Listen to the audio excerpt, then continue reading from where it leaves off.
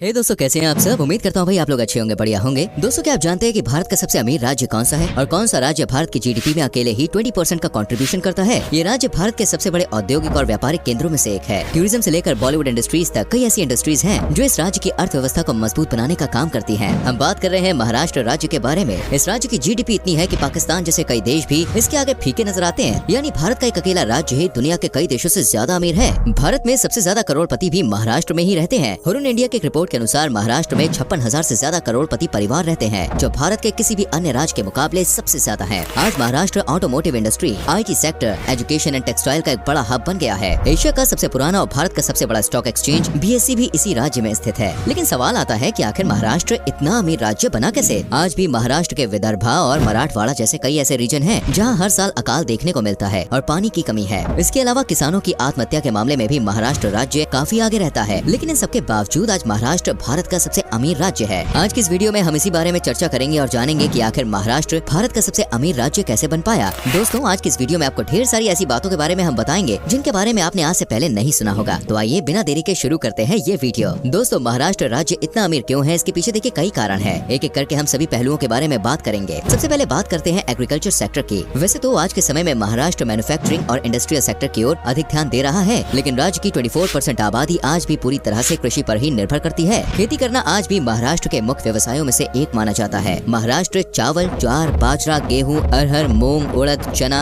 हल्दी, गन्ना, कपास, तंबाकू, दालें और ऑयल सीड्स का एक प्रमुख उत्पादक राज्य है और महाराष्ट्र में इन सभी फसलों की खेती करने की शुरुआत अंग्रेजों के समय के दौरान हुई थी। महाराष्ट्र के इतिहास के बारे में हम थोड़ी देर में आपको बताएंगे। उससे पहले हम बात करते हैं लिटरेसी रेट की। मैं आपको बता दूं, महाराष्ट्र का लिटरेसी रेट 83% के आसपास है, जो अन्य राज्यों के मुकाबले काफी बेहतर है। पुणे और मुंबई भारत में शिक्षा के प्रमुख केंद्र बन रहे हैं। IIT मुंबई सहित इन दोनों शहरों में आज ढेरों IT institutes and management colleges हैं, जहां हर साल हजारों की संख्या में बच्चे शिक्षा प्राप्त करने के लिए आते हैं। महाराष्ट्र में बोली जाने वाली प्रमुख भाषा मराठी है और ज्यादातर देखा जाता है कि जिन राज्यों में हिंदी प्रमुख भाषा नहीं होती, वहाँ के स्टूडेंट्स और युवा हिंदी बोलना ठीक तरह से नहीं जानते हैं। लेकिन महाराष्ट्र के लगभग सभी लोग हिंदी बोलना और पढ़ना जानते हैं। पिछले कुछ सालों के दौरान महाराष्ट्र में सर्विस सेक्टर ने काफी मजबूती के साथ अपने पैर जमाए हैं। SBI, BSE, commodity exchange, NSE सहित कई बैंकिंग एंड इंश्योरेंस के हेडक्वार्टर्स महाराष्ट्र में स्थित हैं, जिनसे महाराष्ट्र की इकोनॉमी को अच्छा खासा बूस्ट मिलता है। साथ ही पुणे शहर पूरे भारत में दूसरा सबसे बड़ा IT हब बन चुका है। हम आपको बता दें कि भारत के IT सेक्टर में अकेले पुणे का ही योगदान 25 से 28% तक है। दोस्तों, साथ ही ऑटोमोबाइल्स के फील्ड में भी महाराष्ट्र काबिले तारीफ काम कर रहा है। Mercedes, Tata Motors and Bajaj जैसी गाड़ियों की कंपनियों ने अपनी मैन्युफैक्चरिंग यूनिट महाराष्ट्र में ही स्टैब्लिश की हुई है। पूरे भारत की मैन्युफैक्चरिंग इंडस्ट्री में महाराष्ट्र का योगदान 25% है, तो वही महाराष्ट्र की जीडीपी में इस इंडस्ट्री का योगदान 40% का है। इस राज्य में electronic products, pharmaceuticals, food processing units, textile mills, fibre, alcohol और बहुत सारे प्लास्टिक प्रोडक्ट्स की मैन्युफैक्चरिंग होती है। महाराष्ट्र को भारत के एक प्रमुख ट्रेड हब के रूप में भी जाना जाता है। इस राज्य में 3 international airport, 2 domestic airport, 13 major airport और लगभग 48 माइनर पोर्ट्स मौजूद हैं। और रेल, हवाई और सड़क तीनों जगह से महाराष्ट्र राज्य भारत के अन्य सभी राज्यों से सीधे जुड़ा हुआ है। महाराष्ट्र में प्राकृतिक संसाधन और खनिज की भी कोई कमी नहीं है। यहाँ की खदानों में कई प्रकार के मेटल्स, ग्रेनाइट, यूरेनियम, मैग्नीज, कोल और लाइमस्टोन अच्छी खासी मात्रा में मौजूद है।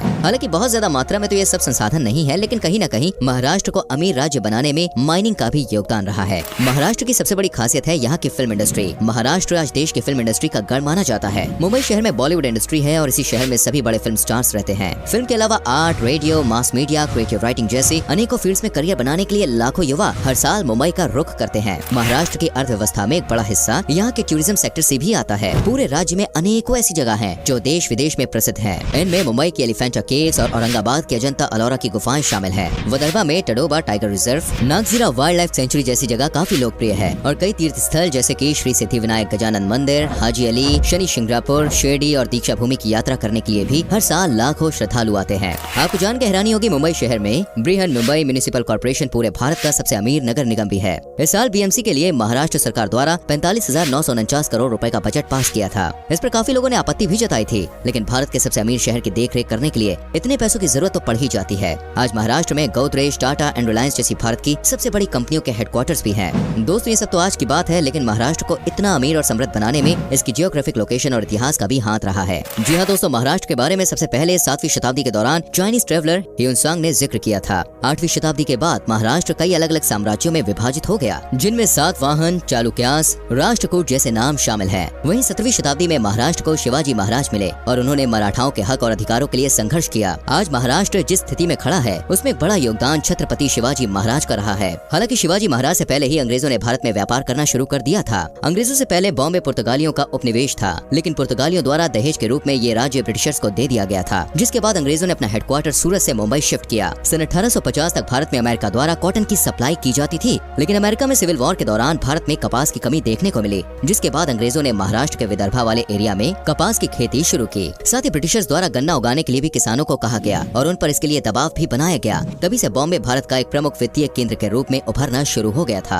आज महाराष्ट्र मुख्य तौर पर 6 डिविजन्स में बटा हुआ है। इनमें कोंगा डिवीजन पूरे महाराष्ट्र में सबसे ज्यादा अमीर है और महाराष्ट्र की अर्थव्यवस्था का 41% इसी क्षेत्र से आता है। इस डिवीजन में मुंबई, ठाणे, पालघर, रायगढ़, रत्नागिरी और सिंधी दुर्ग शामिल है। मुंबई के बारे में तो हम आपको पहले ही काफी कुछ बता चुके हैं। कोंकण डिवीजन अल्फोंसो यानी हापुस आम के लिए प्रसिद्ध है और रत्नागिरी में सबसे अच्छी क्वालिटी के हापुस आम उगाए जाते हैं। दोस्तों, समुद्री तट के नजदीक होने के कारण मछली पकड़ना भी यहाँ के लोगों का एक प्रमुख काम है। पुणे डिवीजन में पुणे, सतारा, सांगली, सोलापुर और कोल्हापुर प्रांत आते हैं और ये डिवीजन महाराष्ट्र की जीडीपी में 22.4% कंट्रीब्यूशन देता है। महाराष्ट्र के लतुर रीजन को शुगरकेन बेल्ट भी कहा जाता है, क्योंकि यहाँ पर गन्ने की खेती सबसे ज्यादा मात्रा में की जाती है। पुणे आज IT sector and higher education का भी एक हब बन गया है। नासिक डिवीजन में नासिक, जलगांव, नंदुरबार, धुले और अहमदनगर आते हैं। इस डिवीजन से महाराष्ट्र की अर्थव्यवस्था का 11.6% हिस्सा आता है। यहाँ पर महिंद्रा, हिंदुस्तान यूनिलीवर लिमिटेड और कोका कोला जैसी कई कंपनियों ने अपने प्लांट लगाए हुए हैं। नासिक एक इलेक्ट्रॉनिक हब के रूप में भी अपनी पहचान बना रहा है। भारत में नासिक को वाइन कैपिटल के नाम से भी जाना जाता है। यहाँ बनने वाली वाइन्स जैसे कि सोमा, सूला, ग्रोवर जैम्पा और यॉर्क न सिर्फ भारत में बल्कि अन्य देशों में भी एक्सपोर्ट की जा रही है। साथ ही नासिक पर ड्राई फ्रूट्स, प्याज, अंगूर और संतरों की खेती भी काफी बड़े पैमाने पर की जाती है। हम आपको बता दें, भारत सरकार द्वारा नोट छापने की एक प्रेस भी नासिक में लगी हुई है। औरंगाबाद, नागपुर और मुंबई शहर में कई कपड़ा मिलें लगी हुई हैं और पूरे हिंदुस्तान में इन मिलों से कपड़े की सप्लाई होती है। नागपुर में एविएशन इंडस्ट्री भी बनी हुई है, जहां एरोप्लेन्स के कई पार्ट्स बनाए जाते हैं। तो वहीं औरंगाबाद में कपड़ा मिल के अलावा खेती बाड़ी से बहुत ज्यादा लोग जुड़े हुए हैं और यहाँ पर गन्ना और कपास के साथ सोयाबीन और लेंटिल्स का उत्पादन किया जाता है। मराठवाड़ा डिवीजन महाराष्ट्र के गरीब प्रांत में आता है। यहाँ पर गरीबी, बेरोजगारी, अकाल और lack of education and health care facilities की समस्या देखने को मिलती है। और हाल ही में यहाँ पर सरकार द्वारा मिहान प्रोजेक्ट लॉन्च करने की घोषणा की है, जिसके अंतर्गत $100 बिलियन का निवेश यहाँ किया जाएगा और इसे एक स्पेशल इकोनॉमिक जोन में तब्दील किया जाएगा। इसके अलावा भी महाराष्ट्र में कई फ्यूचर प्रोजेक्ट्स पर काम किया जा रहा है, जिनमें दिल्ली मुंबई हाईवे और Mumbai Ahmedabad high speed rail project भी शामिल है। हालांकि दोस्तों, ऐसा नहीं है कि महाराष्ट्र सबसे अमीर राज्य है तो यहाँ पर कोई समस्या देखने को नहीं मिलेगी।